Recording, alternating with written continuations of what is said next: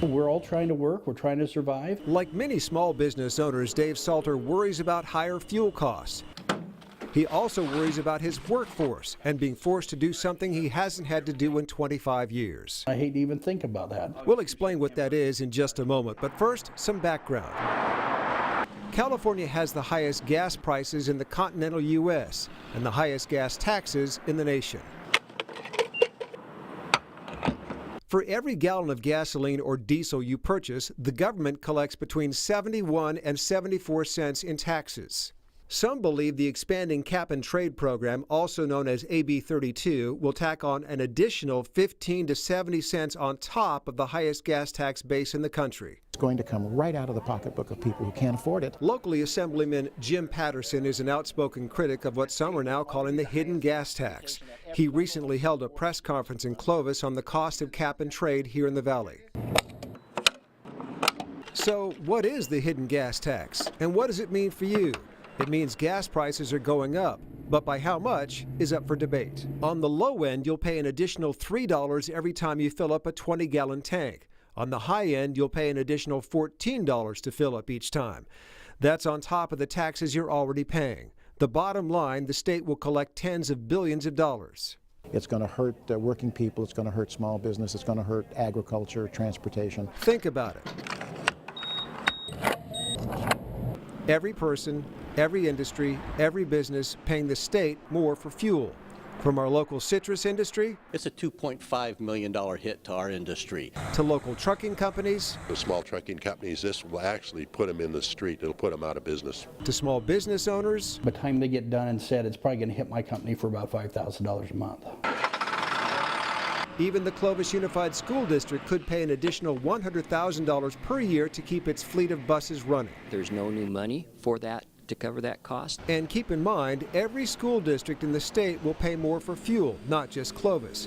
The state budget analyst predicts that overall, the combined total cap-and-trade program could collect up to $45 billion by 2020. To put that in perspective, $45 billion is 6 times bigger than the water bond that voters approved this month, and 16 times bigger than the money that's been set aside for water storage. So where is all the money going? Unlike regular tax revenue that goes to Sacramento, where lawmakers allocate funding in open public debates, cap-and-trade revenue bypasses that traditional, transparent legislative process. Instead, under the Global Warming Solutions Act, again AB 32, billions of dollars will go to the Greenhouse Gas Reduction Fund. 12 non-elected members of the Air Resource Board who were appointed by the governor and approved by the state Senate help to oversee the funds. Their annual operating budget is over $850 million and growing. The Air Resource Board says the money supports clean mass transit, more fuel-efficient and low-emission vehicles, and improved freight movement, just to name a few. But where's the bulk of the cap-and-trade money gone so far? Well, the state recently borrowed $500 million from the fund to balance the state budget. They promise they'll pay it back. Reduction in greenhouse gas emissions, 0. And the governor also recently siphoned off more than $250 million from the fund to help pay for the state's largely unfunded $68 billion bullet train. Reduction in greenhouse gas emissions, for now at least, 0.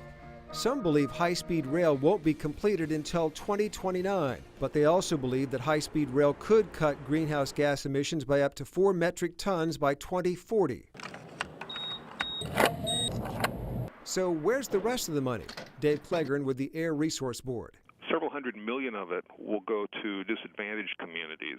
Senate Bill 535 requires that 25% of the cap-and-trade funds go to disadvantaged communities. The money is to be spent on weatherization of homes, weather stripping, insulation, hot water heaters, and solar. Hundreds of millions are also earmarked from everything from fire prevention to wetland restoration to green state buildings to food and agriculture to recycling. But is all of that spending really significantly cutting greenhouse gas emissions? That makes it even more reason why there should be a public discussion of how we're spending those funds. The state's nonpartisan Legislative Analyst's Office shares that skepticism. It concluded in its 2014-2015 budget review of the cap-and-trade spending plan, quote, "There is significant uncertainty regarding the degree to which each investment proposed for funding would achieve greenhouse gas emission reductions." And what about the claim that this is a hidden tax on consumers? What this is not a tax. The board won't call it a tax, even though there's pending litigation on that very question. For now, legally at least, it's a fee. If it's ruled to be a tax, it could be illegal.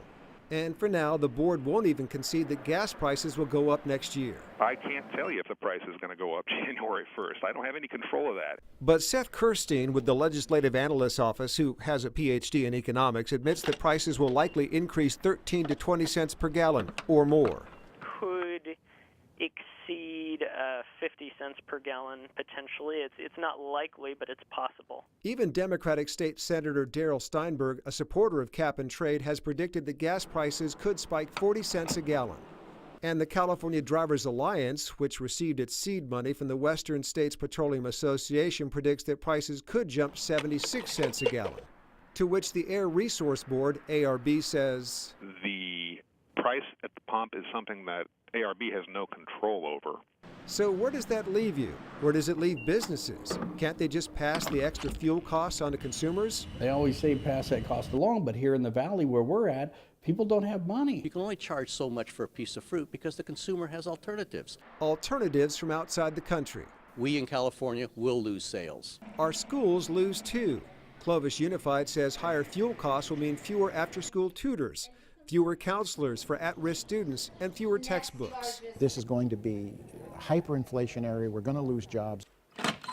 Which brings us back to David Salter and the one thing he hates to think about. I hate to even think about that. Possible layoffs. Some fear that thousands of jobs will be lost as businesses cut costs to absorb those higher fuel costs.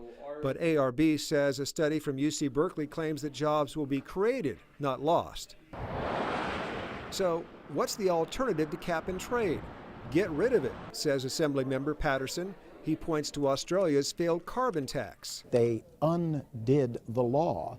Admittedly, Australia's carbon tax was different from California's cap and trade program, but both were promoted as a way to reduce greenhouse gas emissions. But it's So expensive and costing so many jobs that they simply ended it. Now, many who are even against this program say something needs to be done to clean up the Central Valley air. Some believe, however, the state's cap and trade program is the wrong approach to cleaning up the air.